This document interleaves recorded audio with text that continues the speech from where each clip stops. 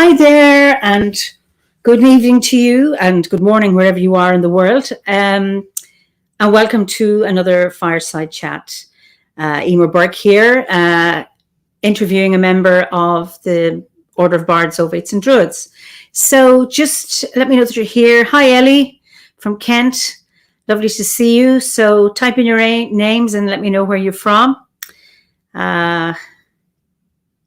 Hi, Lisa from Washington. You're very, very welcome.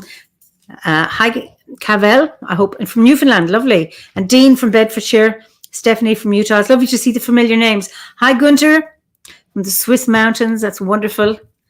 And where are we? Linda. Well done. You made it from Australia. Valentina from Glastonbury. That's lovely. And Jan from Buckinghamshire. Hi, Tara. Miko, Ava from Belgium. Lovely. Hi, Sean. Stefan Makaba. Hi, Susan from Somerset. Lovely. And Susanna from Cornwall. Lovely. Jules, how are you? You're in Wyoming. Lovely. Elliot, how are you? Pauline, Amy. Hi, Susa from Portugal, and Jamie from Ohio. How are you? Hi, Poppy from Stratford-on-Avon. Ben from Canada. Hi, Ronnie from Yorkshire. You're all so welcome. Hi, Mark from Wiltshire. So lovely to be with you again, and let me introduce you to my guest for this evening. So this time we go to the US, and here is Shannon Sloan-Spice. So you're very, very welcome, Shannon. Thank you, Eimear. It's good to be with you. So tell our viewers where you are. I'm in Milwaukee, Wisconsin. I'm about a half a mile away from Lake Michigan. And so, what's your landscape like there? Well, Wisconsin is beautiful. It's a beautiful state in the U.S. So lots of wild places still, but my heart rests with that great body of water. She has been like a grandmother to me, or a great mother in many ways. So I don't think that I've lived, I think for 5 years I lived about 3 miles away from her, but other than that, about a mile within walking distance. So yeah. So do you spend a lot? I mean, can you see? You can't see her from your house, can you? I cannot, no. Okay. But about a 10-minute walk away. So I have a big Bouvier de Flanders. We go almost every day. Say that again? I have a Bouvier de Flanders, so a big cattle herding dog. So hey, sorry, I didn't know that was a very silly Bouvier de Flanders. Yes. Okay. So I thought when you've got your lake, so what's the landscape around it like? I mean, it depends on what part of coastline you are. There are parts that have sand dunes, lots of trees usually. In the city, some beaches with wide open spaces. So I think Wisconsin kind of changes a little bit in landscape. We do have mountains in western Wisconsin, but otherwise it's a little bit Midwestern, rolling hills, flatland. Lots of old growth forests, though, for, not being in Europe. So is that the land of your birth? I mean, is that where it is actually? Yes. I was born and raised here. I call Milwaukee sort of my Hotel California, like I can check out but never leave. Yeah, because I am really bonded to that lake. Yeah, it's wonderful to have that. I'm bonded to where I live. I wasn't born here. But it's called to me, and it's lovely to have that connection with the landscape. So we've got mountains of Virginia here. There's lots of people commenting about gorgeous landscape where you are. And what brought you to Druidry? Oh, this is kind of a magical story involving you, Eimear. My mother died in 2019. Well, I think it actually began a little bit before that. I have a PhD in mythological studies with an emphasis in depth psychology. And when I was writing my dissertation, I wrote it on the Celtic goddess of the land, sovereignty. And so my very dear friend and roommate in my program said, we've got to go to Ireland and do this research. And so I went with no agenda on my first trip, 2013-14. It was over New Year's.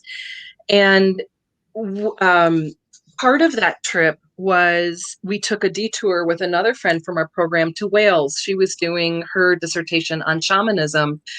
And we found ourselves by Snowdonia. There's a druid's circle of stones, standing circle of stones in Wales that there's actually several of them up on this mountain, and I would feel embarrassed to try and pronounce it, but it was such a magical response to this very treacherous hike, that took a long time. The winds were blowing crazy. The ocean was insane that year. There was actually water coming into the towns in Wales, and villagers kind of standing on streets where cars were, and seeing the ocean coming right into the village. And so, but the payoff was so incredible, and there were wild ponies up there, and there was these little signs that said Druid Circle, and kind of pointing that way, and so you kind of had to feel your way up this mountain to the space. When I came home 9 months later, every place that I needed to go, it felt like, not every place, but so many places that I needed to go, I happened to have been there. So when I went back into all of my research to write, it was like these unseen hands had pushed me everywhere I needed, to be. And so when my mother died in 2019, as often happens in family dynamics, there's some things that fell apart, and I really needed to heal in a landscape that was deeper than my own ancestral landscape. And so we've decided to come back to Ireland, Sharon and I. And we didn't have much of an agenda, which is, I think, the best way to come to Ireland, and just trust that you'll be taken care of when you go there. But we did have a tour that we planned in Sligo, a walking tour to go see Maeve's Cairn and go to Knocknarrow. And so we did that. And the man who took me on that journey insisted that we go and see Sligo's mythologist, Michael Cork. Yeah, absolutely. Who's a wood carver as well, right? So we go to see Michael the next day, and of course, him, you have his carvings. He is the most amazing storyteller, and we were in the shop for 2 hours, just two mythologists, story nerds, just pouring, just really filling up. And he's like a lexicon of knowledge. Mm-hmm. And so he was telling us all of these stories of the landscape of all the places we had been the day before. And he'll take out his maps and show you where things happen and, all kinds of things. And he was, so he had this stone wood carving in the window, and he had two, and Sharon and I both wanted to get one. And I was very polite, I didn't just go into the window and snatch it out. But this man came in and he did that. And so I was like, no, it was the one that I really wanted. He says, yeah, I'm getting that for a present. And he smacks it down. And so here my heart is breaking. And yet at the same time, Michael begins to tell us the story of this sculpture. And she was called the Woman of Many Gifts. And so very much, sovereignty is such a complicated goddess because she's in some ways the goddess of the land, and then also has these beautiful representations of what the sovereignty is, right? So many different women and goddesses are a part of this tradition. And he regaled us between these two sculptures because it was almost like they were a pair. And we got all of this just... it was so beautiful. And at one point he said something like, I have a friend, and he told me the other day, he said, Michael, I'm a secret druid. And he said, well, it's not much of a secret if I've known for 25 years, right? And that his friend was practicing the magic of naming in place, which is just really a very indigenous thing. An indigenous practice, one that I recognize from my own traditions. And and that just was like one of these little, one of many of the little seeds that Michael planted. And actually he was talking about in the stories of mythology, the salmon of wisdom, how there's a salmon for everyone. And so this was our last day in Sligo, and we began to drive away, and I could feel my heart sinking. It was the most magical 3 days.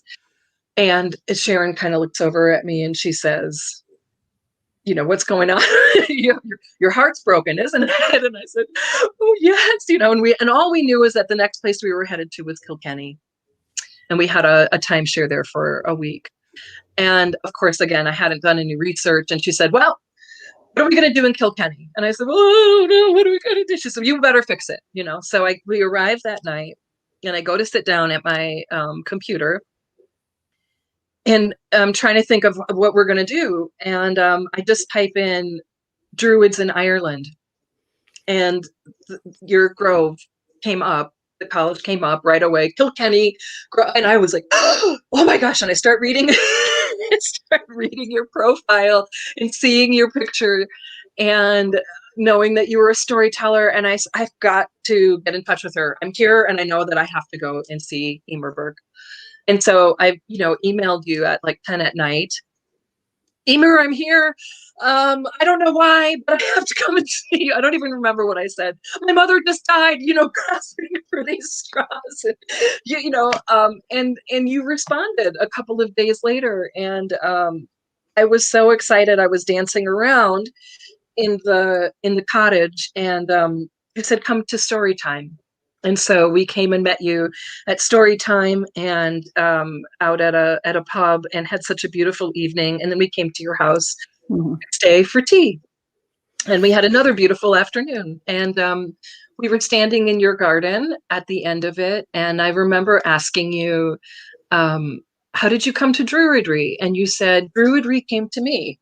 It was chasing me, and we went into your temple, and I just began to cry. I'm crying thinking about it right now. It was such a sense of homecoming. It was so beautiful. And so you said, yeah, you were so casual. Maybe if you like it, look into the course and see if you want to do the course. It's really nice, blah, blah, blah. So I came home, and I went to the OBOD website. And at the time, there was this beautiful poem about the salmon of wisdom. Actually, right before we left, we were doing a little gift shopping, and there were 2 salmon of wisdom necklaces at this one shop. There was a salmon of wisdom for both Sharon and I. And when I got home, there was this beautiful poem on the website about the salmon and how she had struggled upstream all of her life. And again, the tears started flowing. I was like, that salmon is me. And so that was it. Wonderful, and the rest is history. Because I'm always curious about people who come from so many different traditions, and what is it? I know you have Irish ancestry, but you also have Native American Indian ancestry. So, can you just describe I suppose the spiritual influences on you? Because I always find that fascinating. Yeah. And the one thing about the Druidry that within OBOD is that it's such a broad palette, because there's so much diversity, and Druidry finds many expressions. I mean, obviously we've common values, but coming from different traditions, there's a space for people to practice their Druidry. But and I know my own one, which is from these lands, and that's fairly straightforward-ish. Okay, I'm saying ish. I'm really interested and curious about other members who don't come from these lands, and how they express it, and how all the other strands inform their Druidry. So, yeah. Well, I think it started being a very strange, odd duck child, and really finding my center, with trees particularly. Definitely growing up along the shores of Lake Michigan, but I had experienced death, early on. By 8 years old, I lost my grandfather and my father at 15, and so it was always a place that I always went to heal. And when I was 16, uh, I had this urge to find a teacher. Mm-hmm. And so I went to this large powwow. It was called Indian Summer, that we used to have for many, many years along the shores of Lake Michigan. And I went down to the water to pray. And when I came back, there was this man sitting at a picnic table. I walked up to him and I said, "Hello, Pop." And his name was Earl Michigod, and he became my first teacher, Potawatomi Medewan medicine man. And it was very special to me. He actually, at the time, was doing some ceremony with a Lakota woman, or not Lakota. She was Oneida, but she practiced in a Lakota way. And so when they gave me my name, they gave it to me in both Lakota and Ojibwe. And so my background is, kind of American mutt. I'm European, African American, Native American, um, as the legend goes, and I think that when you make some of that claim, you have to be very careful, because I was adopted by Earl into this tradition. So. So I was a ceremony assistant for many years, and that was where I found, I had a Christian family, and I didn't really resonate very much with that. So again, I was very much an odd duck within my own family, but my mother was really very gracious about the fact that she wanted us all to find our own paths. And what she said is that the path for you is the one that least interferes with your relationship to God.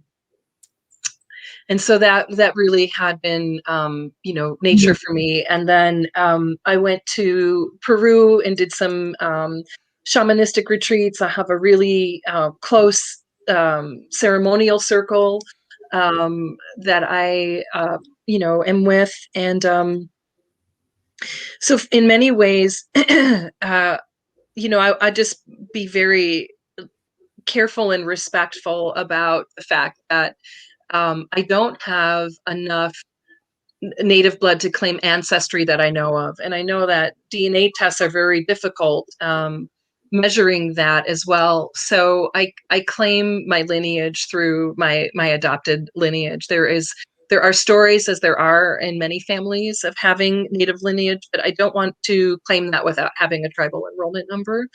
I think that tribal enrollment numbers are such a mixed bag, because in some ways What does that they mean? keep people Can you explain out. what does that mean? The tribal. So yeah, there's a policy in the U.S. that to claim native blood, that you have to quantify how much blood you have, and that you would have a tribal enrollment number. So my family history was apparently that my grandfather moved away from tribal enrollment numbers because he was worried about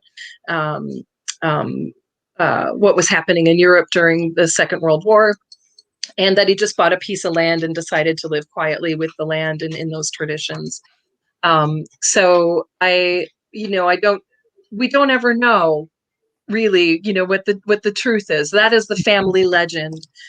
So I did grow up on a piece of land in the Adirondack Mountains in upstate New York that I was very, very, very tied to, very connected to. That was kind of mother to everybody, all the cousins and the aunts and the uncles, and was very close to that land for many years. So, in that way, that was really instilled in me from a very, very young age, having that connection. I had this very interesting experience when I was a little girl, maybe 3.5, where I'd been running barefoot on the land. And I think what happened, because I don't actually remember the incident itself because I was so young, but I was punctured at the bottom of my foot by a twig. My grandfather put some kind of poultice on my foot. And so what would happen is that it would start to tingle every now and then, and this twig would begin to grow out of the top of my foot as it would like purge itself. It was very bizarre. It felt supernatural as a little girl, and I can remember this little guy. He was maybe 2 years old, and he had those really hard soled baby shoes on. Yeah. And he by accident stepped on the top of my foot. And I could feel that tingling, and I ran into the bathroom, like the change is coming, and just watched this twig excess itself out of the top of my foot. But I literally thought that a tree was growing from my body. So it was the poultice drawing out. I mean, Yeah. the idea that the body will expel foreign bodies eventually. Yes. Beautiful. Yeah. Wow. But I was so tiny, it just seemed like a tree was growing out of my foot. Oh, that's a better story than a split. Yeah. So did your grandfather, your grandmother, what tradition did she come from? So I don't really know. On my mother's side, my grandmother died before I was born, so I don't have much connection in that regard. My grandmother on my father's side was descended from what they called free blacks. So as far as the 1700s, the free blacks were a mixture, white, black, and native, and seemed to not be slaves actually from the 1700s. Okay. So, but that's my father's side of the family was all colors. My father was very chocolate brown. My grandmother was as light as me. He had a brother who had red hair and freckles. I mean, it was, Wow. all over the place. So You've frozen on me. Magical woman. She had a huge garden and knew how to plant by the wind and, what goes in the nighttime and what goes in the daytime. And I just remember her sort of as this, talking to her plants and having this incredible garden and almost being a little frightened of her in some ways. Yeah. Wow. Yeah. It's so you're so that's how my family is too. The melting pot of America. It says the US and Canada both use blood quantum. Here your quantum status on your Indian status card. I'm glad you're discussing all of this. Okay. Yeah, and the quantum blood has been such a I have such mixed feelings about it because I feel like it is one of the most racist policies around, that nobody should have to quantify their blood to be, it keeps, initially it was really about helping the native blood disappear off of the land so that the land could be taken. And I think that in the tradition that I was raised, the idea was that if you have one drop of blood, you are native, and it doesn't, and none of that ism and schism kind of matters. That what matters is the heart. And yet you also really need to be very respectful about the fact that I don't speak any language outside of the words that I use to pray, and I don't have a tribal affiliation in that sense, but culturally always wanted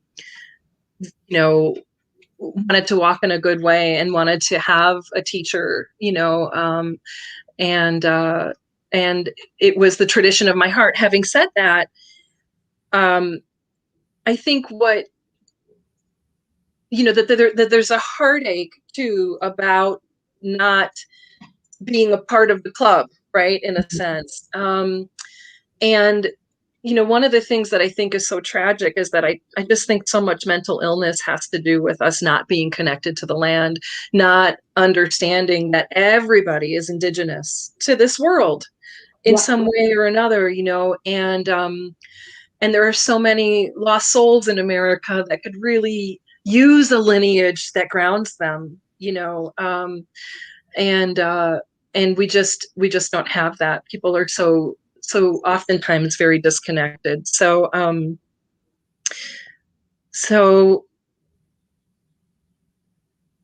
I think there's been kind of a sorrow that I can't fully claim that tradition.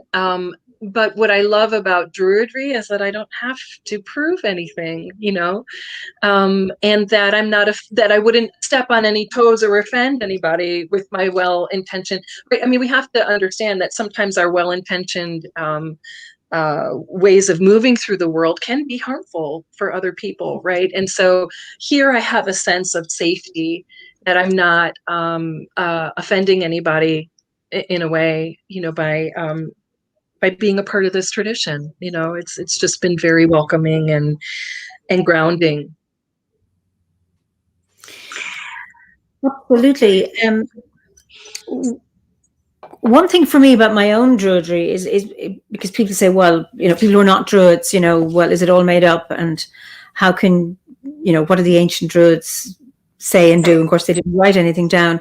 And we only have the accounts of the Roman writers and the Christian monks in Ireland. And, those accounts, thank goodness we have them, although they're heavily biased. I mean, everybody writes with their own bias. There's no one actually objective. But, and human lineages are highly flawed. Mm-hmm. And when you get into human lineages, you end up, I don't know if you've ever done Reiki, but I did Reiki, and there are 22 different lineages because Mrs. Takata in Hawaii had 22 different students, and she wouldn't let them take notes. Mm. So they all heard it differently, as we do if you can't take notes. And then I remember Pope Benedict having a go at the Church of England, saying it wasn't a real church. It was only an ecclesial communion because it didn't have a lineage going back to St. Peter. And it's like, in any of our family lineages, we don't know. We all know who our mother is, but we never know for sure who our father is. So it's when you're basing that, it's very, very flawed. Where for me is my connection. I don't have any lineage ancestors to this land that I know of, but I'm connected to this land from the stones, the earth, the soil, and the River Nore that's out there. And I suppose my wish for people who are not on their so-called native lands is that if that's where you are now, and that maybe you've been there 3 generations, but that's not where your early ancestors were, you still need to connect with that landscape. And all of the hurt people, it's, we'll say in the US, or in Canada, where people have been removed from their indigenous lands or put someplace else, and that pain and sorrow, it's still around, I think, connecting with the landscape in a very respectful way. Somebody here, Jamie, I just put this up. Well said. I feel so emotional listening to you, Shannon. All we can do is our best with humility, and at some point, you just have to own your own journey with compassion. She says all her family, all colors. My children are mixed race. Their father was Kanai or Kainai. All are different colors. Forgive me, Jamie, for not pronouncing that properly. But it's and then here's another one from Tara. How does one learn from the Native Americans in an area? I'm not sure the first steps to connect with the locals. She's upstate New York. I don't know if you have any. I think upstate New York has the Haudenosaunee tradition, and I would say maybe start by attending a powwow. Once those start happening again, and I think that when I have so much faith that when we're ready, the right teacher come Yeah. to us. I mean, that's what's really interesting is that, I was a young girl of 16 when I just walked up to Earl and said, "You're the one. I know it." And I'm not saying that in a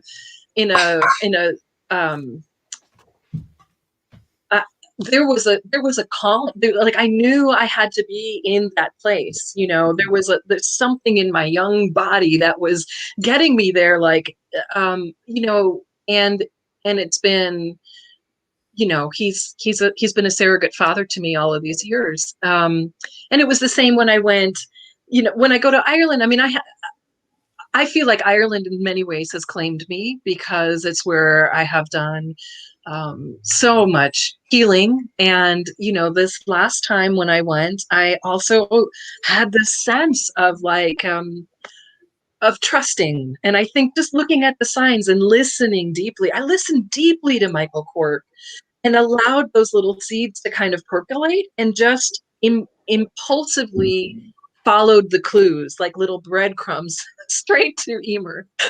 I really did. And felt like as soon as I saw her, that she was one of my people, as well, like, "Oh, it's you," kind of thing again. So That recognition. I understand that sense of recognition. I felt that when I was in Kenya. I lived in Kenya, I lived in Lesotho, I lived in Tanzania. And I remember when I first in my early 20s going to Kenya, I lived in Turkana in a desert in the north of Kenya.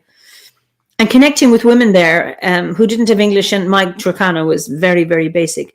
But it was a soul connection through the eyes, just actually looking at each other and I get you, you get me, even though we come from two different cultures completely. But it was that, and that sense of feeling at home with people. So it's that, and I think OBOD for me has also done that, has offered that connection with people from so many different backgrounds that I would never have encountered if I hadn't joined the order. So I think a really good clue came from Joseph Campbell to follow your bliss. And I love that he says, "Follow your bliss and the universe will open windows where there were only walls before." And then Michael Meade, who is, I think, one of the greatest elders of our modern time today, he added a caveat to that. He said, "When you follow your bliss, you also follow your blisters." You know what I mean? Because the road gets rocky.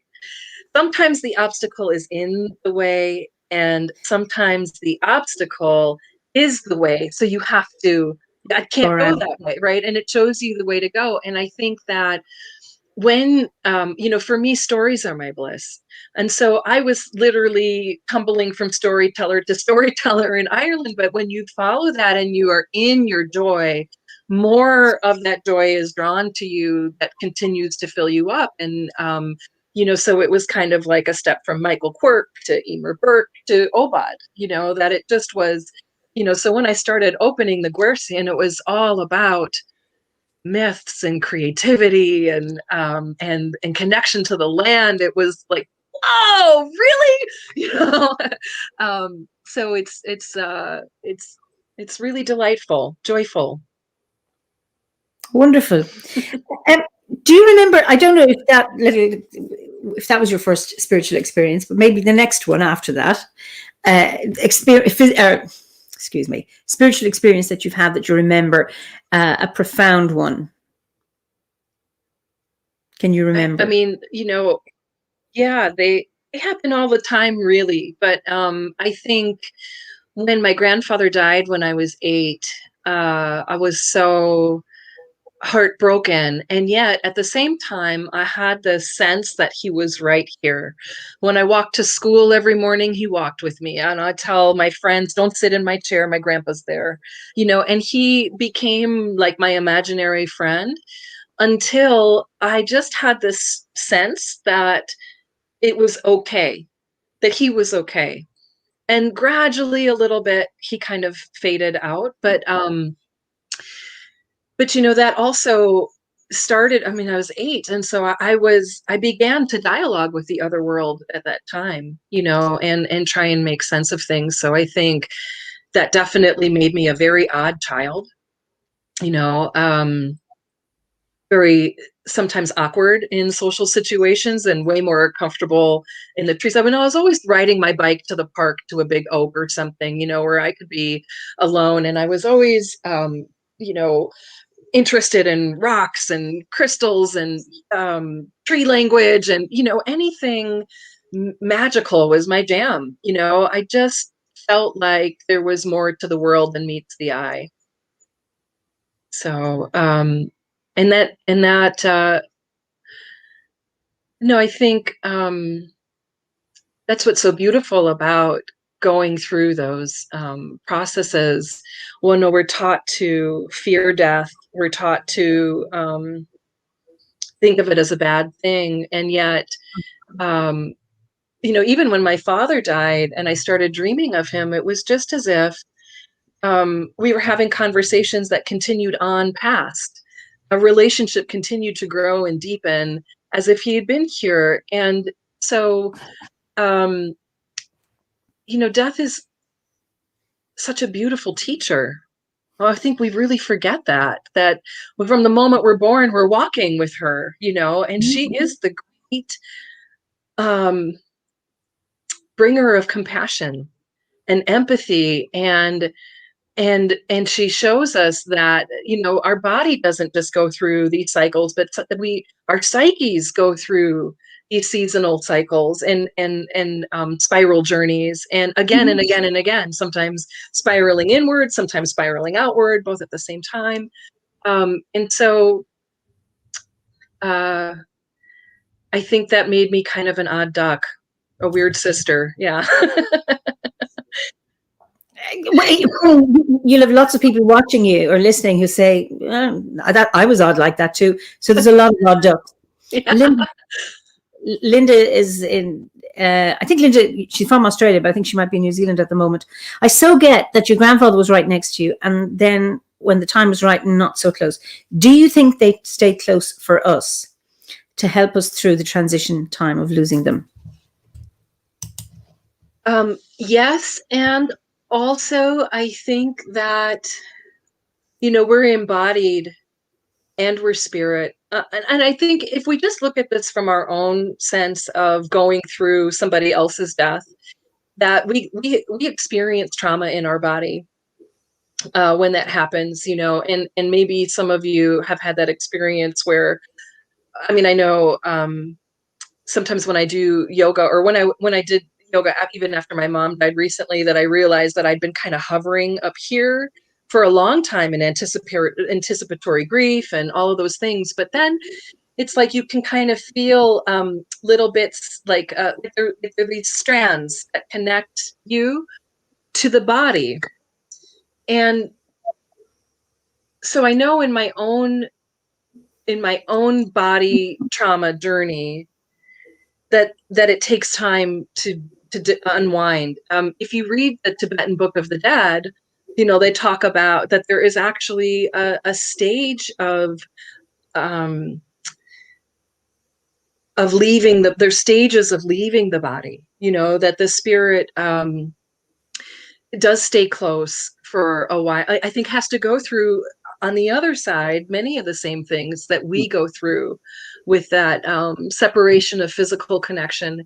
I know in the Eastern Orthodox tradition that my stepfather raised me in, they say 40 days it takes for the soul to really, ascend.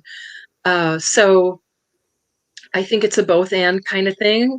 I think it's also really interesting to watch how they're able to come to other members in the family at the same time, that there's mystical experiences happening between family members.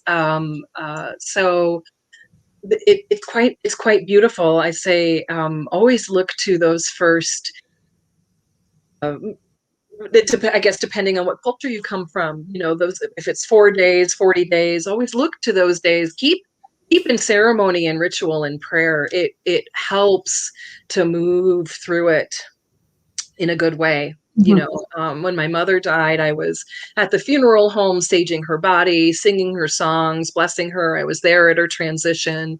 I was in Sweat Lodge, that every day I was doing something to see her through in a good way. And we took her body to the Adirondack Mountains to bury her by the ancestral land. And that happened like 2 months afterward, when everybody could kind of travel and be at the same place. And so even I stayed in ceremony between the funeral and the burial for about 2 months. And it just helped to take it step by step by step by step. Yeah. That's lovely. I know this is with, I suppose, predominantly Roman Catholic in Ireland. I mean, traditionally, now things have changed, but the tradition here is after the funeral. So you have a wake. Mm. Things are changing now. Howard was waked here, actually, in this room. Mm.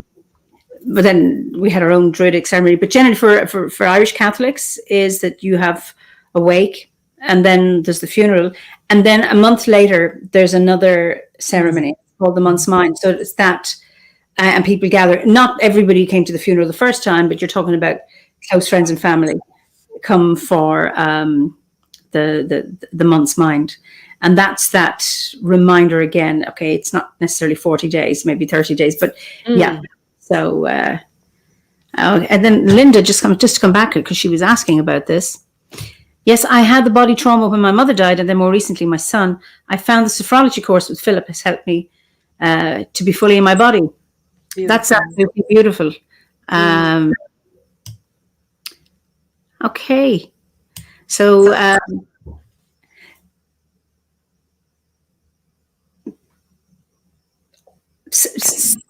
I'm just thinking.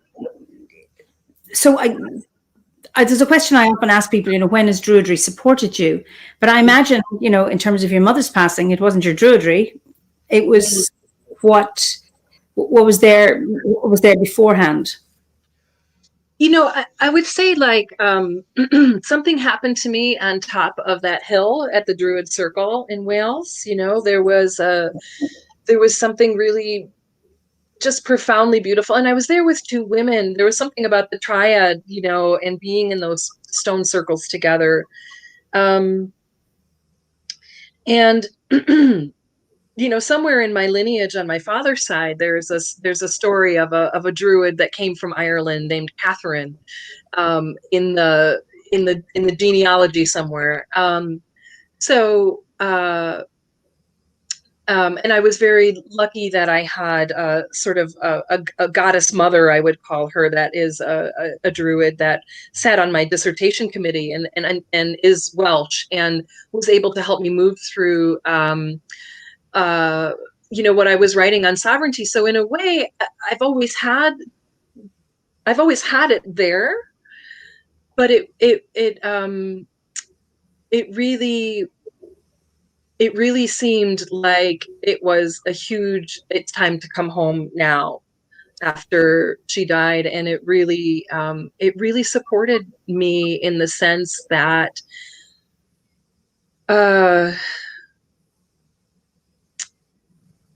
it gave me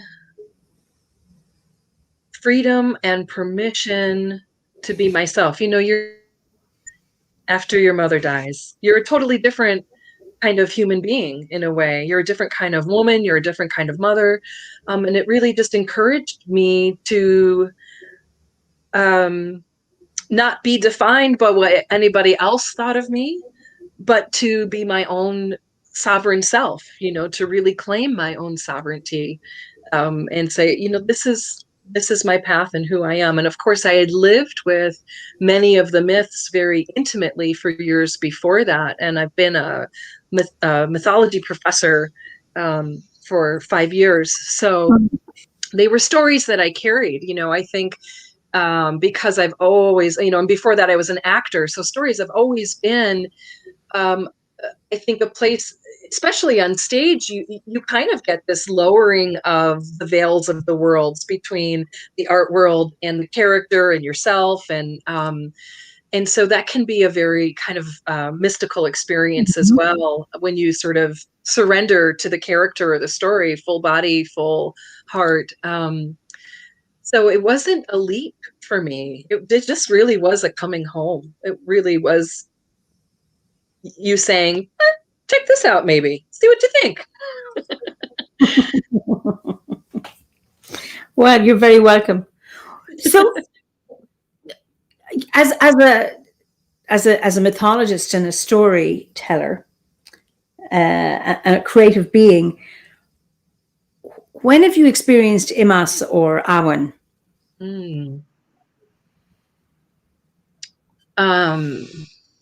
Well, every time I teach, I think you really have to call on that.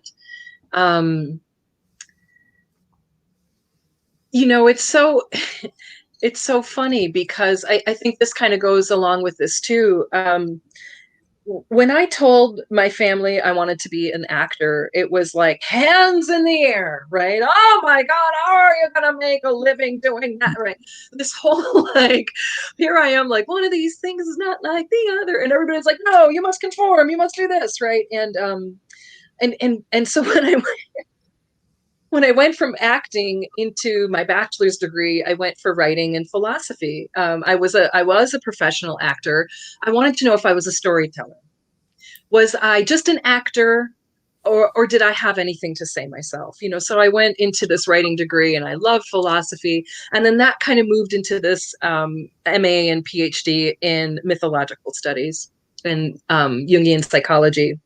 And of course, when I declared to my family post-divorce that I was going to go and get a PhD in mythology, people said, mythology is the second least useful degree in the world, just above folklore.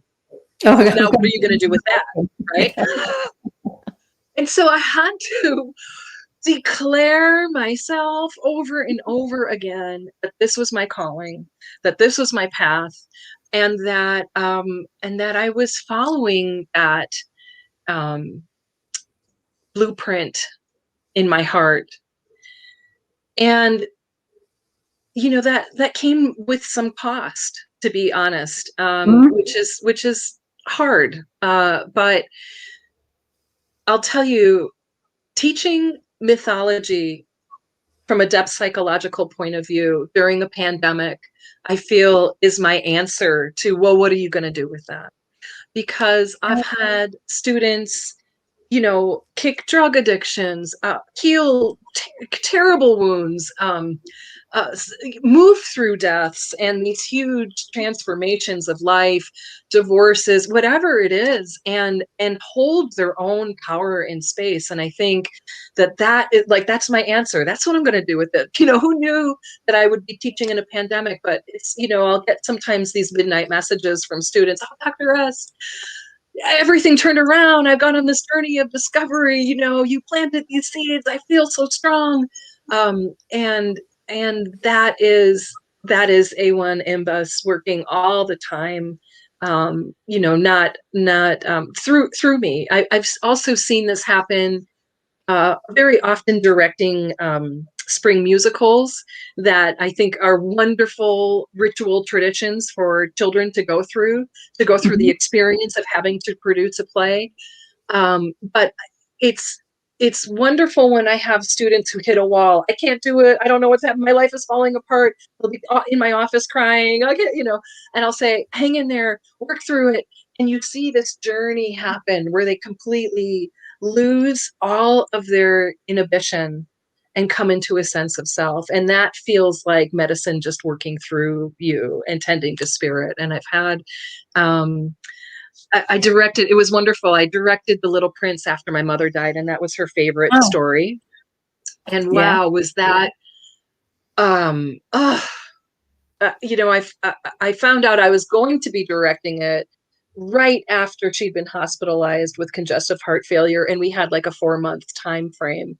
And so when I got to being in that space, it was such a profound experience to have her on the other side, to have these words I was so familiar with. And one of my little princes had been expelled from school the year before for behavioral issues. And so meanwhile, I'm like in between auditions and burying my mother during this production. And I knew that we needed to do yoga to get, I had people that were 55 to 7 in my cast, and my kiddos were running around. So to be able to bring that all together in a shared body experience and yoga practice, this child was still on, he went from not having an ability to focus to coming so into himself, and seeing his mother just cry, and be like, I don't even recognize my son. Wow. That is, I think teaching is really the place where I see that the most and feel the most honored. I don't necessarily feel like I have to gobble up my own creative output, but helping others find it is really, I think, one of my gifts. Wonderful. It's really lovely to hear how, that transformation, how it takes something like a pandemic, how you can just, how it amplifies or highlights the magic of story and mythology. Aaron or Aaron, I don't know how you pronounce your name, Carson, he says, in Thailand, the study of folklore is under the heading of supernatural history. I love that. I'd love that too. I would say the same is true for Ireland, because the Irish really come out of the mythological tradition of those that came before, the Milesians, right? The Tuatha and the Philbog and all of, right? That there's this lineage in the supernatural history. I think we could all benefit from remembering that. These are all wonderful stories. So just to remind of lineage, a question I often ask people is, how do you see yourself as an ancestor of the future? Or yeah, I do a lot of ancestry work. And I think that I have to do that because I carry all of these mixed lineages in my body. And, Jung was able to intuit that we carry ancestral complexes, and science has just backed up that can be for up to 14 generations. And so I know that I have a very complicated ancestral lineage. And I think that one of the things that I need to do for my children is to bring those unconscious forces into light, out of shadow.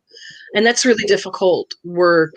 But I have been doing some family constellation therapy that I think is very powerful. The most profound way, because I think it uses that, it uses the imaginal reality to put you in conversation with those ancestors. So having those conversations is really important with my ancestors.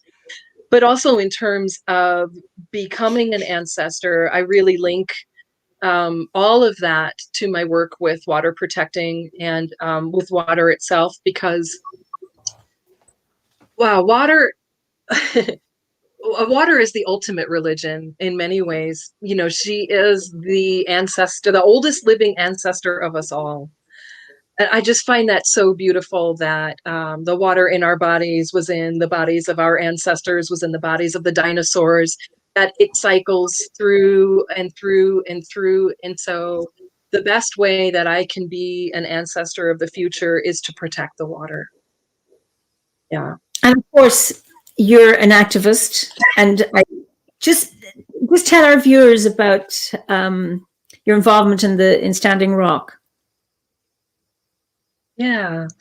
So, a call went out in 2016 for people to come to Standing Rock and protect the Missouri River from the Dakota Access Pipeline. And there had been Lakota legend about a time when the people would have to fight a great black snake. I want to start this off by saying that one of the stories that I remember that really actually started my journey. It didn't start my journey because I was an avid reader from the time I could read. I was reading mythology from all different kinds of cultures, but um, and fell into the love for the theater by sixth grade. And I was like 12 years old. But Earl told a story one time in a teaching lodge, and it was the story of the seventh generation. He said, Okay. in the time of the seventh generation, a rainbow tribe of people will begin to gather to heal the wounds of the world, not through wars or treaties, but through lighting sacred fires and sharing our stories. And I can remember I was in this teepee with him. I heard that and I thought, oh, please let me be at those fires to hear those stories. Oh, I wonder if I'll have any stories that I could even tell. Like, what am I going to do on this time? Right. So I think that really set me on this trajectory of I have to become a storyteller. And it got to such a point. I was, Facebook has many evils, but it also brought some beautiful truth to that time because the media wasn't out there, Mm-hmm. and there were just people doing live streams, that were really the truth tellers of what was happening. And I would see these, I'd see I'd see these people, sicking dogs on water protectors, biting them, and bulldozers coming in when they were supposed to be on days of resting, upturning graveyards and sacred lands. And I began to just lose my mind. And I said to my partner, that's it, I'm going, I've got to go out there. And so we just kind of said, look, we're going. And generous friends filled a van that we rented with donations, and we drove out there. And it was very scary in some ways because it was right after Trump was elected that very week. And as we were driving out to Standing Rock, there were all of these acts of racial aggression all around the country, just erupting, women in hijabs being attacked. And it was just, it was horrible. And we thought, what the hell have we really gotten ourselves into? And I can remember that we came over the horizon and I saw the Missouri River for the first time, and my heart, oh my God, so beautiful, and we got to Sacred Stone Camp, which is where LaDonna Bravebold Allard had her land there. And she was the one that had put out that call. And we arrived with our donations, dropped them off at the donation center, parked the van, and then went right into, we went to ceremony. And she told a story about how a medicine man a long time ago had taken, a stone and said, put this stone in this ground. And one day, people from around the world are going to come here. And so that was Sacred Stone Camp. And they were, and then across the Missouri was the Otedesaquan Warriors Camp. And then after that, it was, there were yurts that had been sent over actually from Siberia, I believe. And so this yurt village was, kind of like a red ribbon consecration and gratitude there. It was November, so we were getting ready to winterize.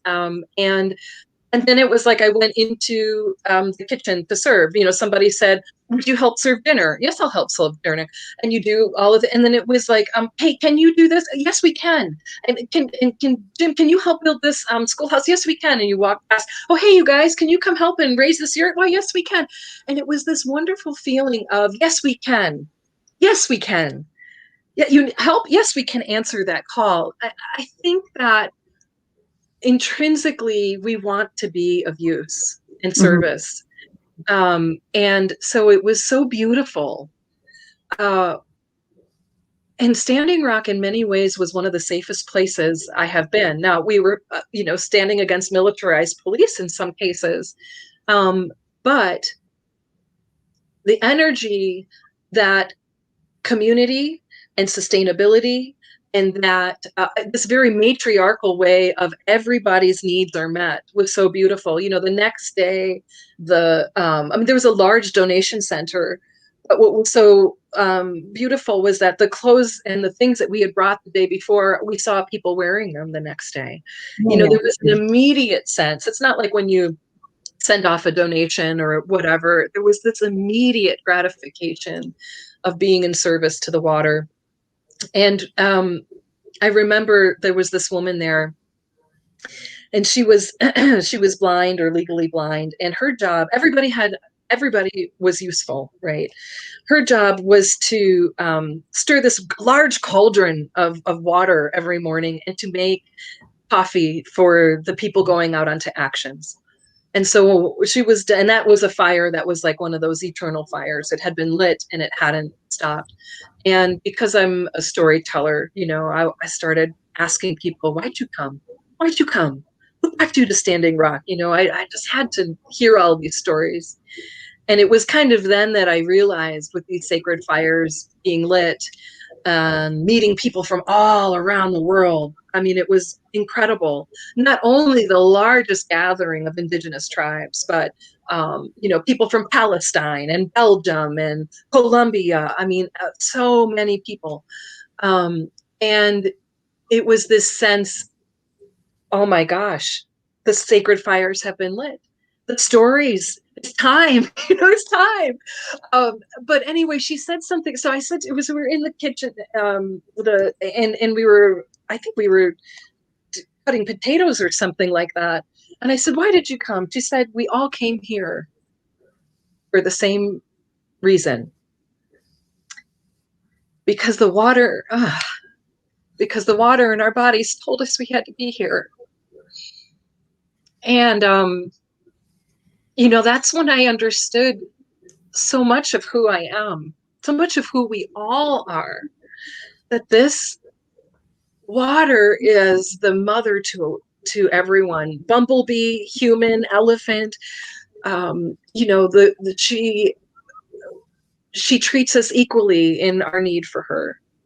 And that really changed my life. And then so we stayed some days in service, and then you had to prepare yourself spiritually to go onto action. And so we were in ceremony as well, and there was this dome where you would go to debrief after actions. And so we went into one of those meetings, and I had the great pleasure of meeting Lisa Fithian in this environment. She is one of the women that started the Occupy Wall Street movement and was in Standing Rock to help really prepare, because the militarized police presence was amping, and people out there had prayers and drums and sort of how do we maintain knowing that this is getting worse in a way. And she said something in that dome. She said, the front line is everywhere. And my heart went right back to Lake Michigan. Mm. And I knew that this was the beginning of my work and certainly not the end. And so we went on a beautiful action together, and it was very powerful. And then we came home, and a week later, the water protectors were trapped on that bridge. And that's when I started Water Protectors of Milwaukee, and just said, you know, right, we're gonna keep moving sources. And it was beautiful, because I had asked to rent the basement of the Native American church to hold like a fundraiser, you know, to keep supplies going out to Standing Rock. And one person from the congregation showed up, happened to be leaving for Standing Rock. And so all of those things went right with her. And there was another man who called in and said, you know, is anybody doing anything at the church about Standing Rock? And there was this really weird woman who did rent our space. And so, he connected. And so there was this group of people that it was like, again, unseen hands all came together, and we did, we had the beautiful mentorship of Mark Denning and Siobhan Marks, who are two cultural teachers here, who really mentored us. I mean, Siobhan is incredible, and she was a student of a sort of an adopted daughter of Grandma Josephine Mandamin. Josephine Mandamin was a water walker. She walked all around the perimeter of the Great Lakes and really taught women water is women's work, because we carry the life in our own water, in our own bodies. And so I had an opportunity to be mentored by Grandma Jo as well. And it was just such a profound honor to bring awareness. And I know I continue to have a Facebook page, Water Protectors of Milwaukee, and just really support that work and do what I can. I've noticed recently that you have a fight in Ireland with the Bone River there happening, that there's I think a threat of a pipeline trying to go under the water there, which just seems insane. But there was an elder that actually appeared. We were still having meetings with water protectors, and it was sort of like after Standing Rock ended, things began to fizzle out. Of course, again, the front line is everywhere, and so there are water fights all around the world. But this man appeared out of nowhere, and he came, I think, to do some kind of ceremonial blessing. His name was Mark Chigoni, and he showed up and he said, when they put those sacred fires out at Standing Rock, those embers were lit in our hearts, and from there they can never be extinguished. So that is so important and so powerful. So I just wanted. Ellie says that she remembered watching the live stream on Facebook and donating tents and sleeping bags. And she said, on the other side of the world, but my heart was with all of you. Well done for you for being there. And actually, I'm feeling quite emotional now. OBOD member Deirdre Wadding, who's here in Ireland, and she's a warrior. She organized a ritual at Ishnok. I don't know if you've been to Ishnok in Ireland. That is like the Umphalis of Ireland. Okay. And it's where the Bealtaine fires were lit. And Pat, I'm just going to come to this. Pat Booker says, yes, the wastewater pipeline they want to put into the Boyne, but also the threat of gas caverns they want to put into Larne Harbour, that's up near her. The issue of the dredging on Lough Neagh, that's another Northern Irish one. The risk of cyanide poisoning in the runoff on the Sperrins. Our water is threatened in so many ways. Pat, thank you for highlighting that. Yeah. Absolutely appalling. But to get back to Ishnok, so Deirdre organised through Facebook. She was having a ritual in solidarity for those at Standing Rock. And it was an absolutely amazing day. She was expecting about 30 people, but 300 people turned up. Yeah. Really, really, really powerful ceremony. And there happened to be a film company filming her, and I think they filmed the ritual and I think sent it to Standing Rock. And the power of ritual, because someone says, Holly Munford from USA, water ritual is great. That the power of ritual can never be, I think, underestimated. That you may not be out to march wherever you are. You may not be at that front line there, but you can have one here. And like that ember being in your heart, that you can send out healing or positive energy or whatever it is from your own heart, in your own space, in your own ritual. So I think Standing Rock was a cosmic event, to be honest, because you could feel all of that prayer there.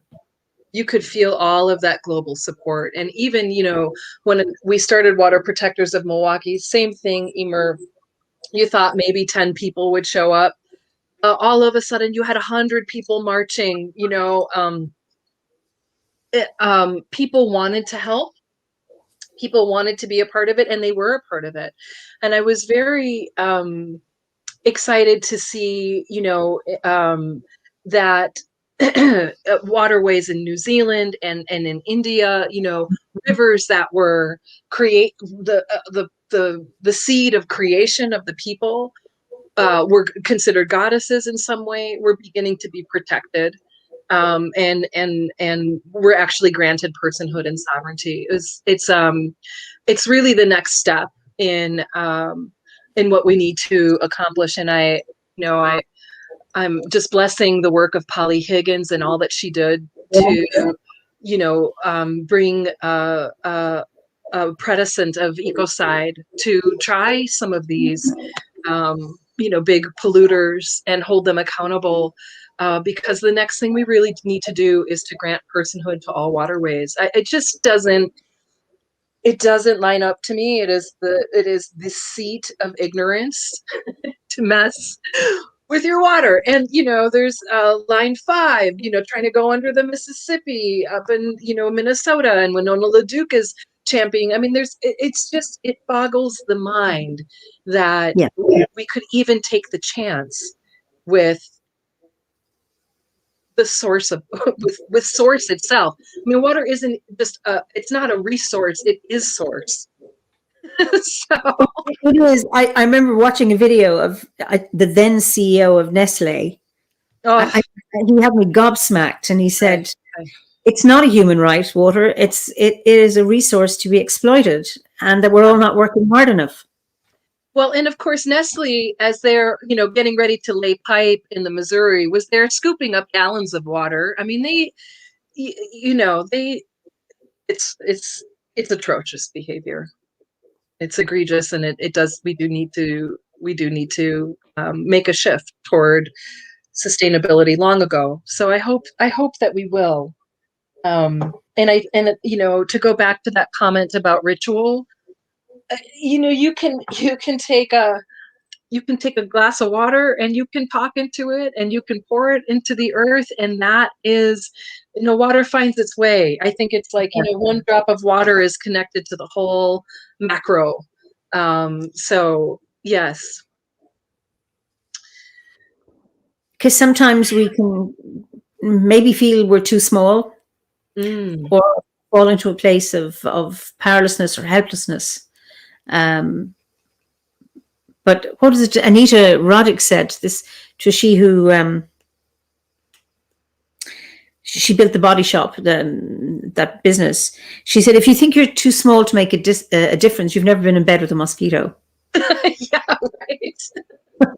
So I think that's what we're all at this time called to do, and I think that's that ember that was ignited in people's hearts all around the world. Again, Michael Meade teaches about the genius myth. We've moved past this idea of a hero's journey where one makes the journey on behalf of the collective. The idea is that we all have an ember of greatness that has been planted inside of us. And right now it's all hands on deck. All geniuses come forward, and what's so beautiful in the diversity of that is that I can focus on water. I know somebody else is going to be focusing on Black Lives Matter. I know somebody else is going to be focused on cancer research. That you come to it with your passion and your bliss for the work, and it makes a difference. Yeah.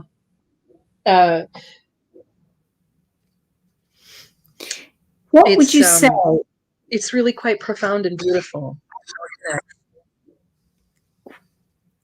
You've achieved a lot. What would you say you're most proud of?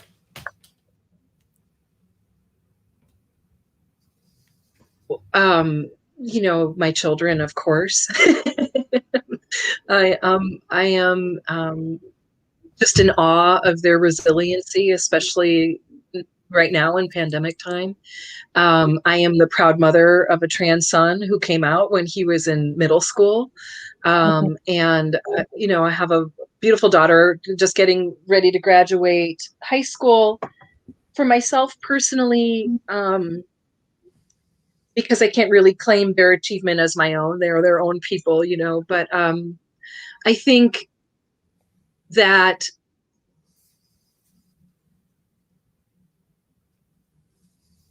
I didn't die from heartbreak several times in my life.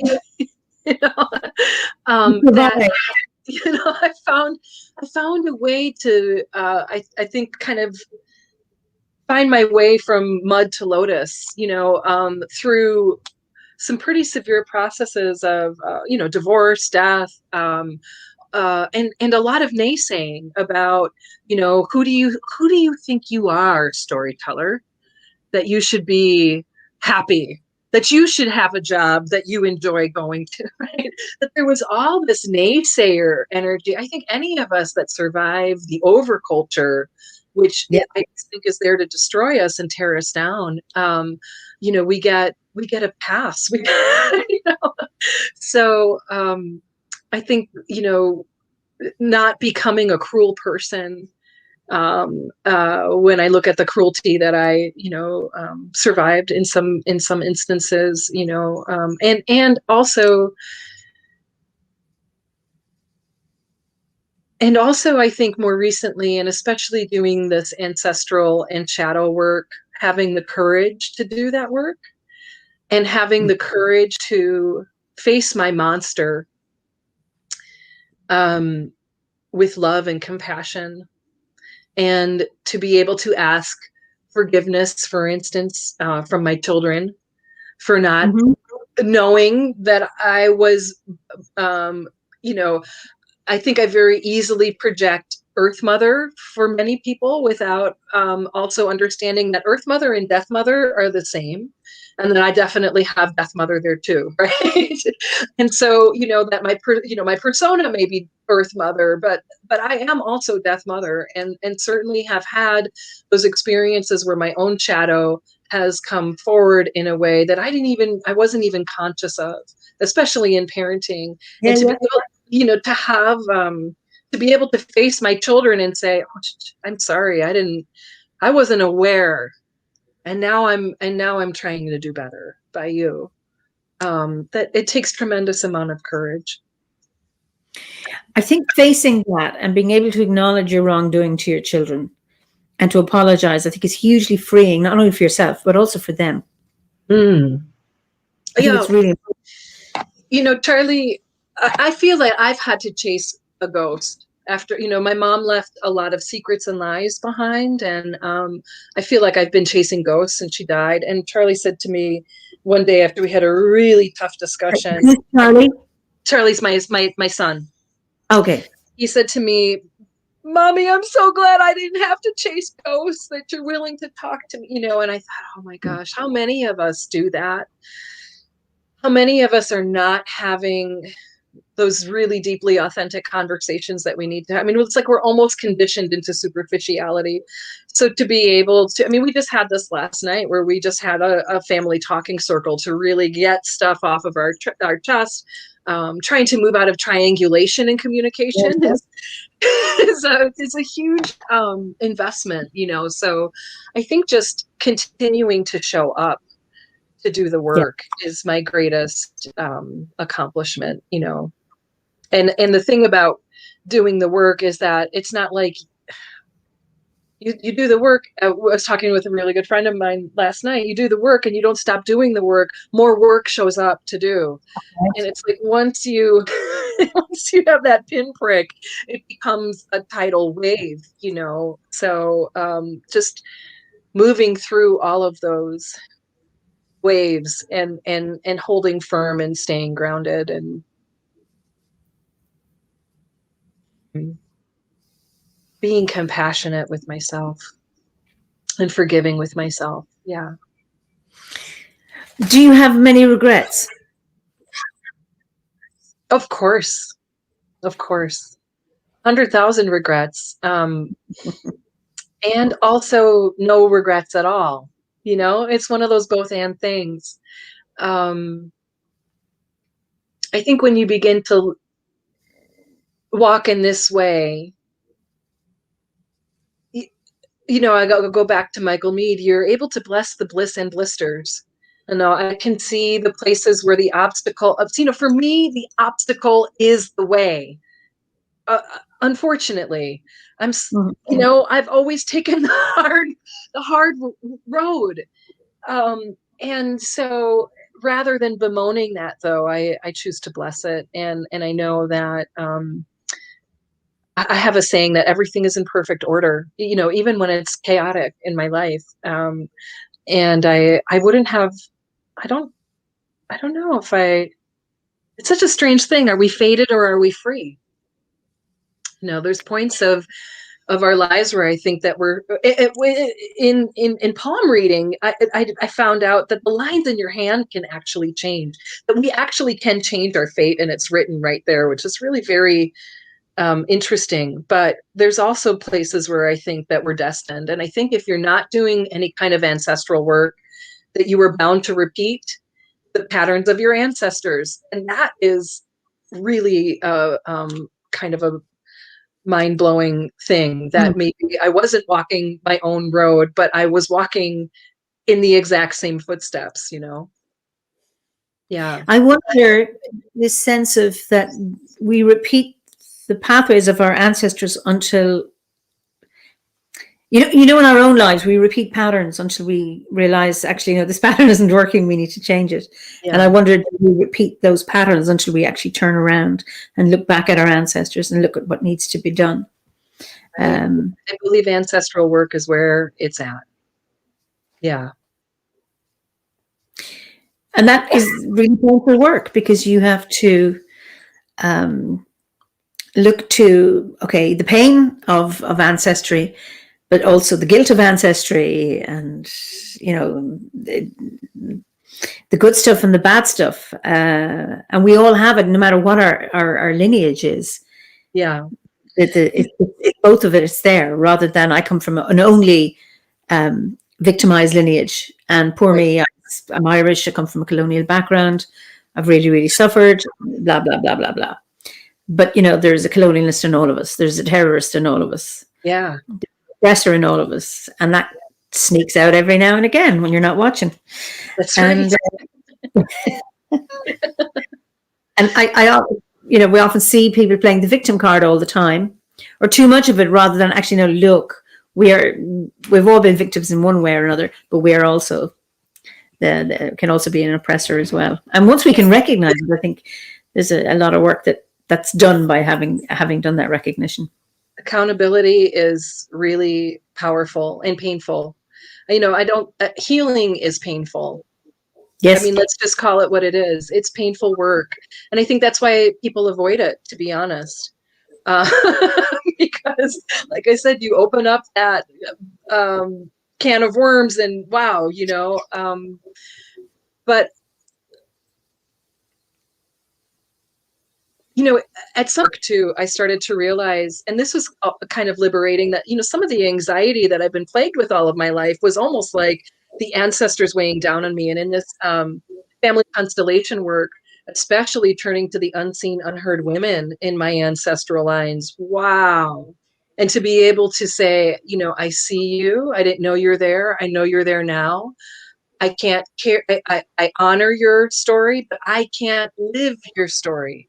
So in some ways, kind of like back off and let me figure out, let me be in my own skin for a little bit and figure out this part of the journey in a very respectful way, but also I think that's that request for sovereignty.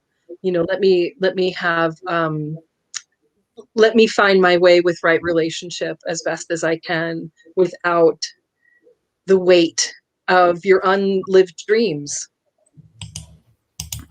Absolutely. Linda says, I love my ancestry work. It illuminates so much of my life. The healing comes from the realization that we are one and the same entity, just living in a different time. Yeah. Are you saying something different to that? When we're one and the same entity, just living in a different time. So I think maybe what Joan is saying, that if you can feel now the pain, the family pain in your life, you're actually healing it Yes. backwards. Yes. And you were saying that sometimes you find there's too much pressure from the past, but that you want to do it in your time so that you can actually do it rather than it being a force that's weighing you down. I don't know if I'm making sense. I mean, we're complicated. We're so complicated in our psyches and our bodies. And I think that the body is one of the places where we really need to begin with, because so many of us from our traumatic experiences are dislocated. You know, it's like we're Yep. big floating heads, right? But it's very, once you get into the body stories and you start that body work, you know that you're carrying more than your own load. And it's so powerful to allow your body to tell those stories that sometimes you hold on to for years and years and years and years, and you don't even know that it's been stored there. And I think going back to the idea of water as our oldest living ancestor, you know, that's why it's so important for me to honor the water, because I think water holds memory. You know, certainly the work of Dr. Masaru Emoto suggests that, and one of the things that I love about his work is the way in which water is co-creative with the words that we speak. I think that's such a ancient druidic concept, right? You know, that these words that we speak are power spells, whatever you want to call them, satires, they used to be called, but they are, that we have to be careful about how we speak, and we have to be careful about how we speak about ourselves in our resonant water bodies, because this is how we manifest as dis-ease, you know. And so knowing that we can't just spiritually bypass and be kind to others, we really have to cultivate kindness to ourselves and gentleness with ourselves. And sometimes that's very difficult when we don't come from loving traditions, or, you know, we have critical parents, or what, you know, or even parents that want us to fulfill their dreams for our lives instead of finding our own ways. So yeah, going back to that water work becomes very essential. Mm-hmm. Okay, you've achieved a lot. What's the most reckless thing you've done? Oh, I think getting a PhD in mythology. Why was it reckless? It seems like a very okay. Setting out was. I'm starting to hear my twin. I never knew I had. That's from Ellie Tallet. Wonderful, Yay! Ellie. The friends we haven't met yet. Yeah, you know, again, this. I mean, because there was an investment. You know, I America, we pay through the nose for Yes. PhDs, and then, you know, there's all of this adjuncting culture, so you don't actually, you know, full professorship is like the unicorn we all wish we were, or whatever. But you know, so I think the investment to you know, to that, and that question, what are you going to do with a myth degree? You know, you're a single mother, how can you possibly, um and, you know, continuing to find my love and joy for stories, despite what salary I make or don't make, or what benefits I have or I don't have, but finding the joy and staying close to my passion, and just trusting that even if it doesn't look like how I want it to look like now, that it will be okay.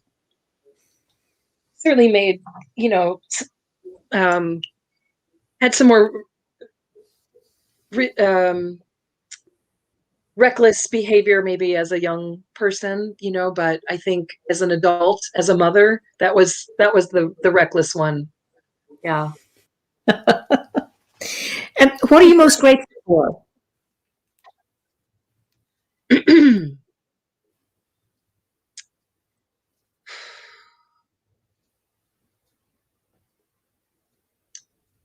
um, Paradox of life in some ways, being able to hold the space between the ecstasy and suffering that we all experience, being able to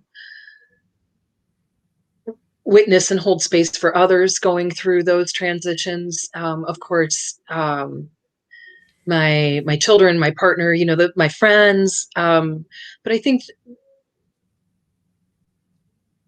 connection to spirit. Mm-hmm. I think I even saying I'm grateful for the deaths in my life. Walking with death is such a profound teacher of empathy and compassion. Sorry, what is death has taught you empathy, compassion, or it's one Yeah, of the I taught think it you? does, doesn't it? It breaks you open like nothing else, right?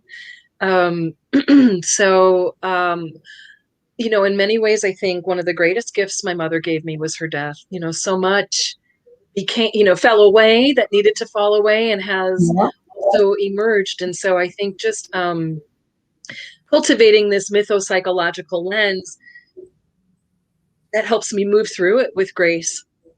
And a gratitude practice in of itself, I think, is the most powerful magic that we can practice, because there's no room for any other emotion in the brain. I mean, the Buddhist monks have done studies on gratitude practices. When you are in a gratitude practice, you are completely in the present. So when you're there, you're not, ruminating about the past. You're not, anxious about the future. We are fully present in the moment. And when we're present, we are the gift. And that when I can be present, I am so grateful. Yeah. Yeah. So And given the current world situation, how important it is to have gratitude, and it's challenging, to be in this moment, but that is the only thing we can do. Otherwise, we're fighting against, I don't know, fighting against the world. That huge existential ennui that I think gratitude is the answer for. And I find too that a walking gratitude practice when I am really super anxious helps, so it's thank you each step, of the dog on my way, running to the light. Thank you, thank you, thank you, thank you, thank you. If I don't even know what to say, I just say thank you for my healing. But usually it's thank you, tree, thank you, bird, thank you, stars, thank you, moon. And I will exhaust myself until I literally cannot think of anything else to say. And I have been in places where I lost my job, for instance. I didn't know where my next paycheck was coming. I mean, as an artist, you often are in this space. And I find if I step into a gratitude practice, if I don't buy into the scarcity of the moment, if I give, $5 of my last $10 away, like magic, within 10 minutes to 24 hours, hey, how would you like to do this job? Hey, how would you like this opportunity? I mean, it moves the abundance into our lives, and there's always so many things to be grateful. Here's a question from Sean Hinchcliffe that wasn't on my list. What do you find most difficult, and who is your role model?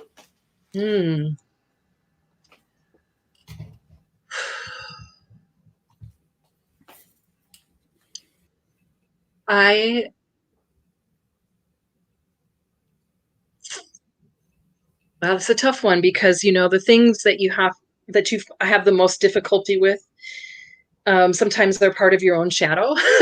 So, that's so easily recognizable in other people.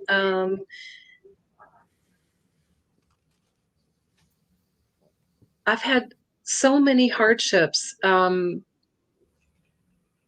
Secrets and lies are difficult. Half truths are difficult.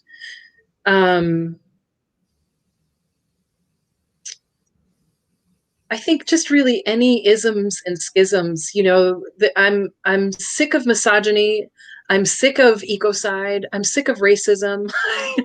I'm sick of any ideology that elevates one over the other. Meanness in the world, a lack of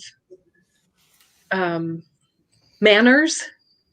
littering makes me crazy, so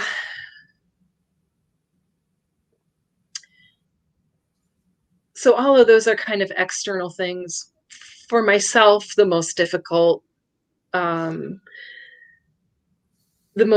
task has been, I think, and I think maybe this is the same for many of us, is trying to learn how to deal with your own trauma without keeping yourself in victimhood story.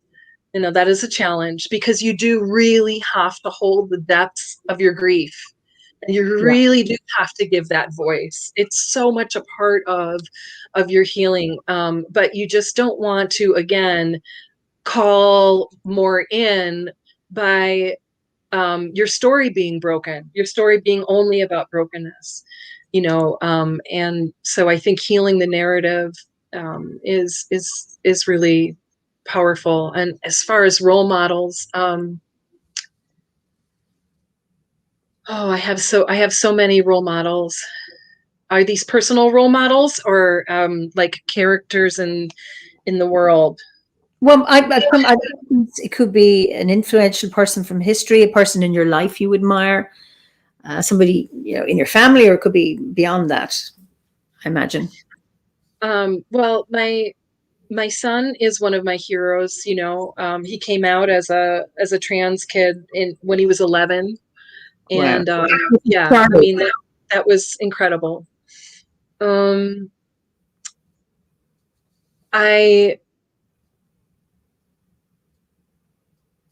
I love, gosh, it's so hard to just say one. I love the work of Winona LaDuke. I think she's so brilliant. And explain who she is. Winona LaDuke has been a Native American activist for many years, and she is leading the Line 5 fight right now in Minnesota, and really a Harvard educated woman who talks about the fact that we have this like Wendigo economics. Wendigo is sort of this monster in Anishinaabe culture that just is hungry and eats and devours, right? And that we have this sort of Wendigo economics right now. And really, I think she's going to be one of the voices leading us into sustainability.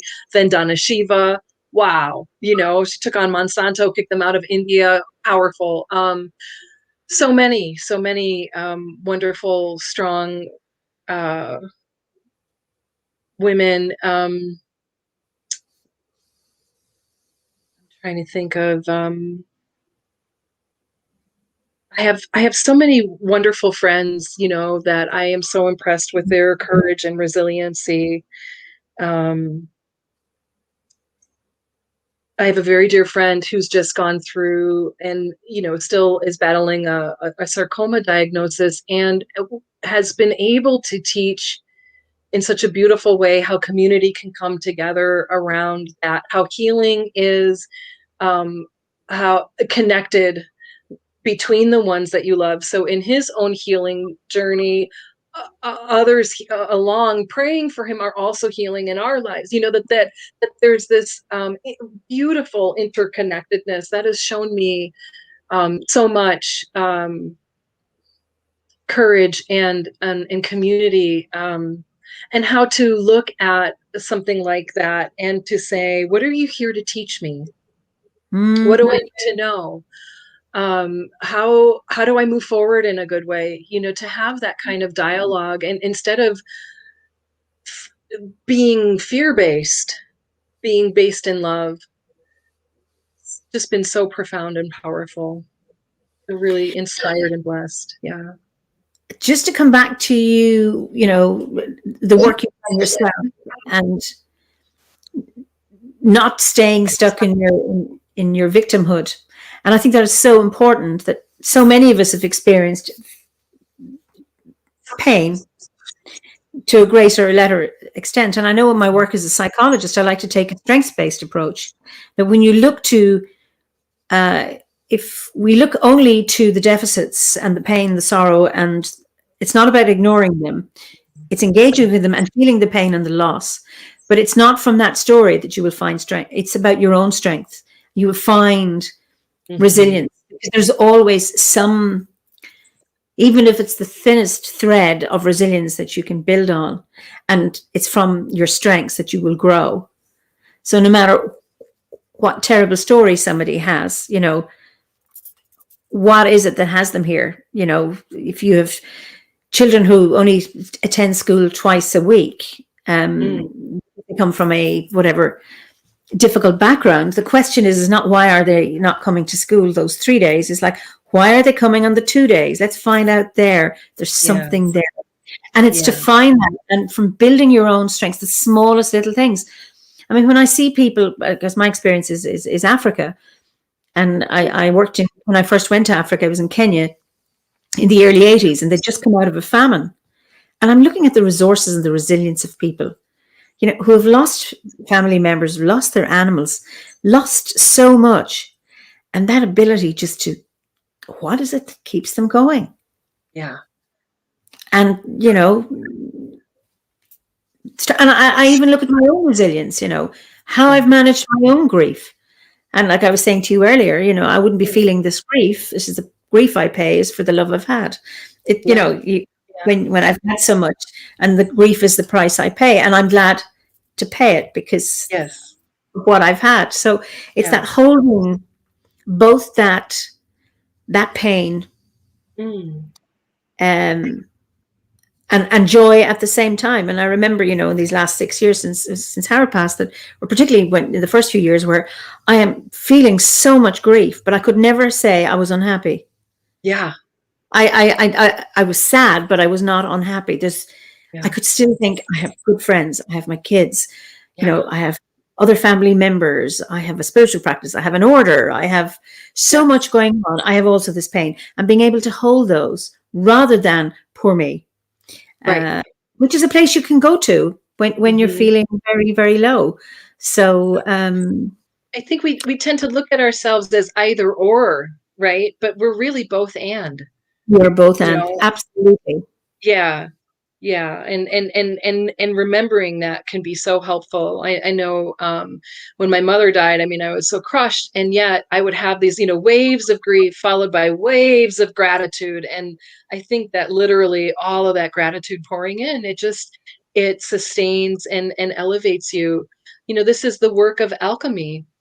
We're supposed to transmute, the lotus from the mud. And we all know what that mud feels like. And that is the work. That is the work. So if we're avoiding the work, we're not living an authentic life in that sense. Absolutely. So maybe you've mentioned it already, but if there's anything else you'd like to add. One concern you have, I mean, you've mentioned many, but one concern you have about the modern world, one particular one.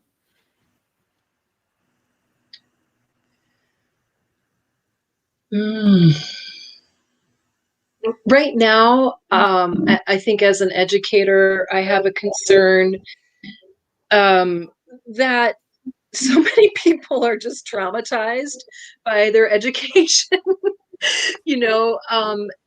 And I feel like there is that education needs to be decolonized. It needs to be no longer authoritarian, punitive, because we're raising bullies. The same kind of bullying on the playground happens in the workplace, and what we're not teaching are these skills about self-regulation, how to work with your trauma, how everybody's traumatized right now in this pandemic. How are we going to move that out of our bodies? How are we building community? I'm concerned about this sort of level of superficiality that people feel comfortable living in, as opposed to being authentic and living in that paradox, maybe even a little bit more. There's just this sort of meanness or selfishness that is destroying us. I'm not worried about the planet, but I am, I am worried about us. and even there, though, I have hope, that if we disappear, the mycelium kingdom will rise up and take over. So it's not the end; it's just the end of this era or whatever. But that we need to bring kindness, and we need to teach how to self-regulate, how to down-regulate the nervous system so that healing can happen. We really do need to teach about how to care for your body, and be in dialogue. And I think these are the things, again, that we're so disconnected from. I have so many young women, young girls who have,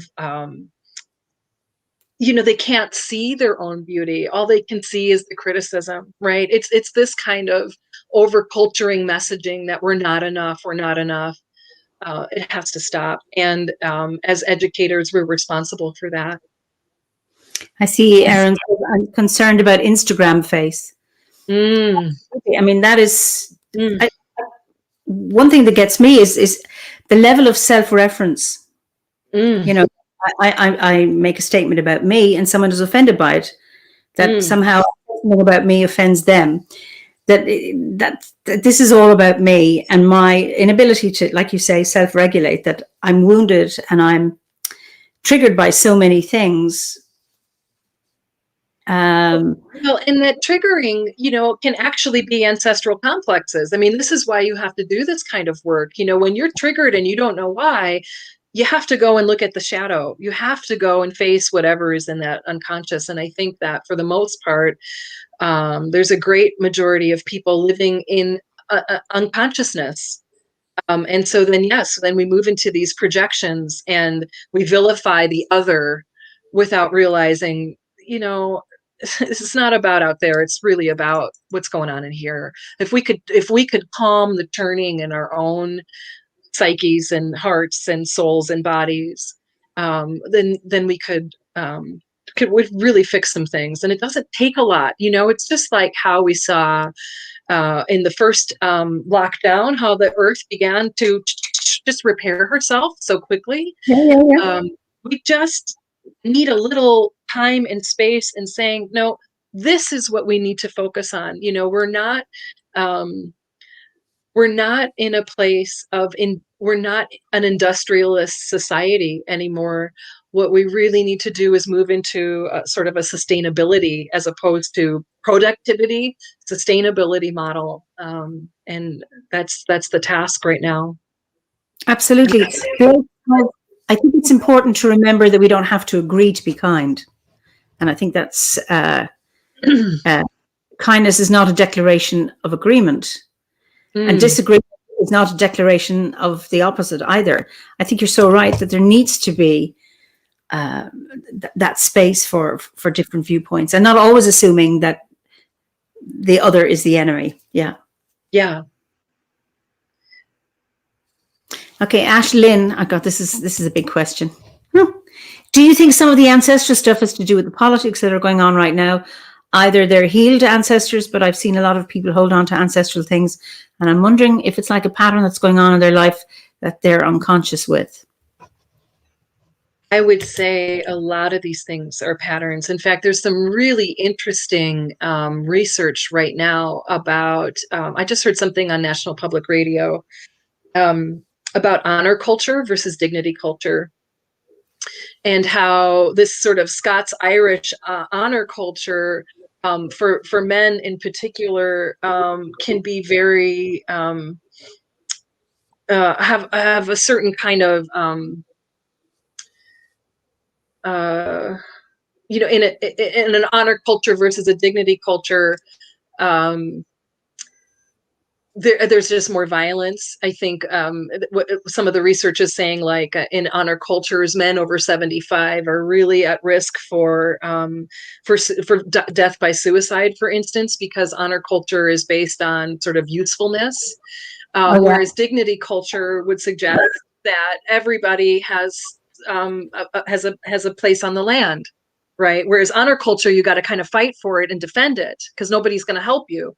And that this is something that really comes from the Scots-Irish tradition, and in America, at least, we can see very differences in large differences in culture between like northern states or northeastern states and western states and southern states that are dignity versus honor culture. So yes, I think that politics, culture, film, all of those things are supported by these unconscious patterns that we inherit. Yeah. Okay, what gives you hope? Myths. Go on. Myths give me hope because myths speak to the idea that we are both at the end of the world and at the beginning of the new one. You know, that again, it's happening in paradox. It's not just like, oh, and that in some ways we have been through this all before, again and again. Every culture has a story of the Great Flood. You know, every culture has a story of I love that there's this sort of Celtic idea that the three stages of life are death, incubation, and rebirth. So myths really give me hope for the world, that because I understand so much that we move in cycles and spirals, that things fall away and new things arise, just like winter turns to spring. So I have a lot of hope from those stories and from the gods and goddesses and the heroes and sheroes before us that tell us just to hang in there, just to move through it, and not fear going into the cauldron of rebirth, you know, but to face it with courage and intention, however that looks. I remember hearing the story about the Room of the Thousand Fears. This is the bit I remember, that I don't know if it's in Tibet, but the monks go through every 100 years, they get a chance to go through the Room of the Thousand Fears to gain enlightenment. And they're told two things. Remember, all those fears are in your head, and keep walking. And those who remember those two things come out the other end. The others have to come back and wait another 100 years. So it's really interesting about fear, that it stops us, and they are only in our heads. I think we're born with two fears: the fear of loud noises and the fear of falling. The rest are learned. And when I think of the things that I've been afraid of in the past, and I still can get them, but it's like, why was I afraid of that? And then the thing is, and what stood to me, and I can see it in my own family, some of us do, is you keep moving, just push through it, don't give up, and that has I suppose sustained me in a very important way. I love that, Eimear. JJ Howell wants to say, I want to offer and honor respect for the beauty shining through your spirit, Shannon. I experience courage, values, and wisdom emanating from your very way of being, and give gratitude for your presence both here and in the world. And then this is one from Ellie. Now, Ellie was one of my guests earlier. One of my first guests. Now I can hear her worship you, Shannon, she says. Oh, and also you, all of you. I can't tell you how much, you know, having this community and the gift of this pandemic in a way to reach beyond our usual way of doing things has just been so uplifting. You know, I'm sure you all had the same experience that I did, that Eimear's induction in the interior world first was so powerful, because we were linked in a way all around the globe that, again, like Standing Rock, you know, our hearts were all in that inner world first. And it was just so powerful, and I feel deeply feminine and appropriate for our chosen high chief, and you know, first woman in this role in modern times, to be inducted in that way, in the way that we've been able to foster community, because many of us are practicing solitary around the world, but these moments really help us build community. And look at how Eimear has lit the sacred fire, and it's even called Fireside Chat. And all of these stories come forward, and these, and this is the healing. These are these moments where I say, there's another sacred fire. Look at these stories. This is how the world is actually healing. It's not, it isn't through the wars and treaties. It's through all of us putting our stories side by side. It's really beautiful. Oh, absolutely. So what will you not compromise on? I like these easy questions. Yeah. I will not tolerate unkindness and abuse. I won't argue with people that are committed to misunderstanding me. Life is so short.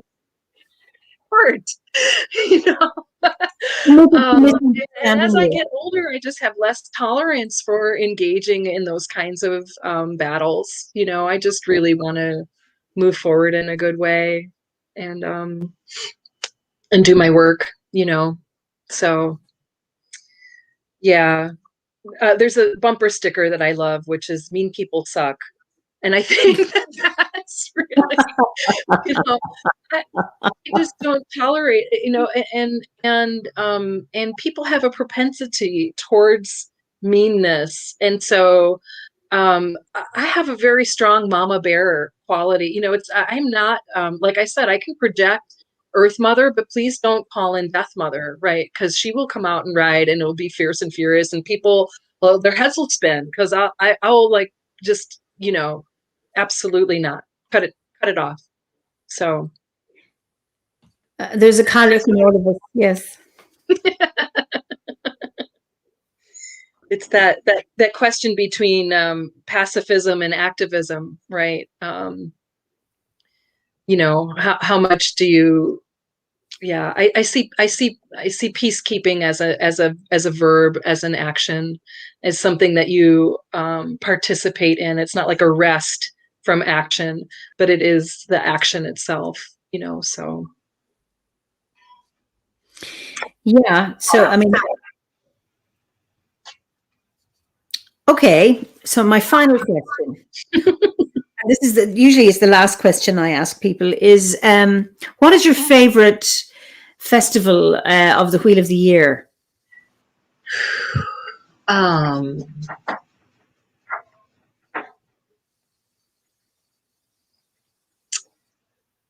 Hard to say. I think it can shift. I think in general, Samhain has been my favorite holiday of all time, because of that thinning of the veils between worlds in some ways, and because of the ancestor work that I'm so dedicated to doing. But this past winter solstice was so beautiful and powerful with the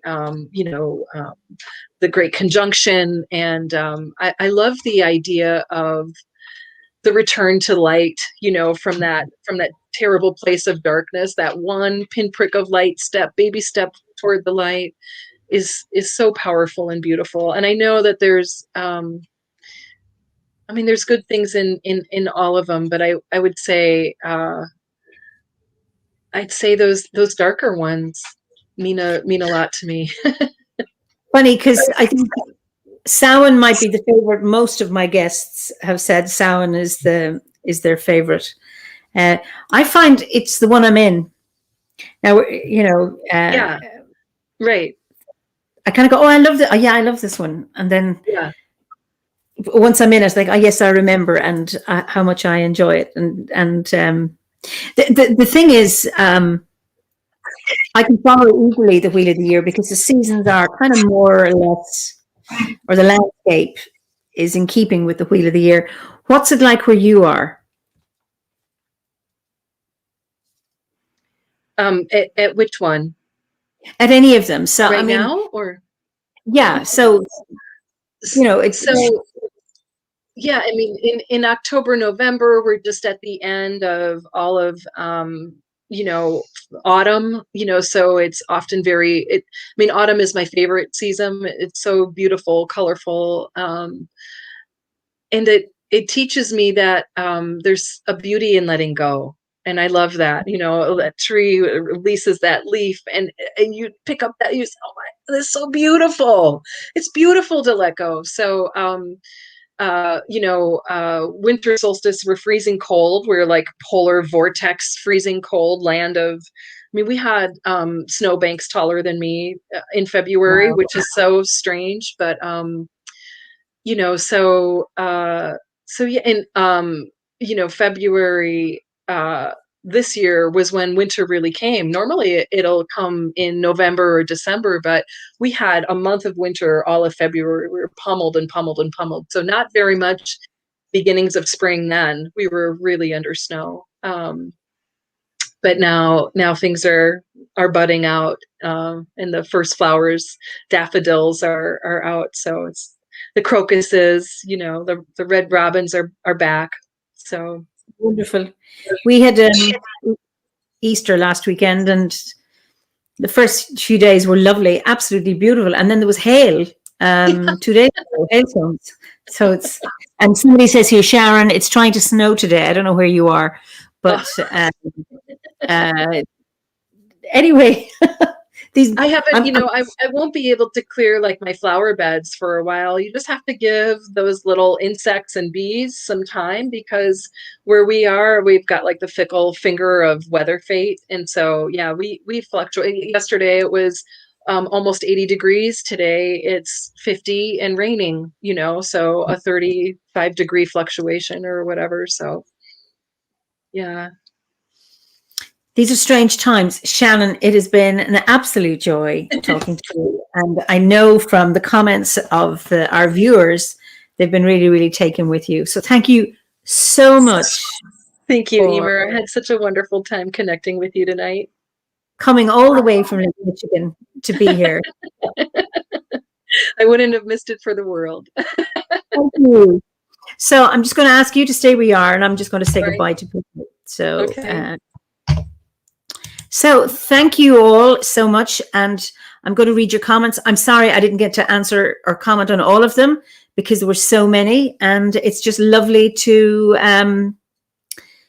have you join us and to join in the conversation and to ask questions, etc. And it's just such a joy to have you here and to host these fireside chats with these amazing guests that I have. I feel so blessed to be able to have them by my fireside. So I look forward to seeing you all next week for another fireside chat. In the meantime, take care and slán go fóill. Bye-bye.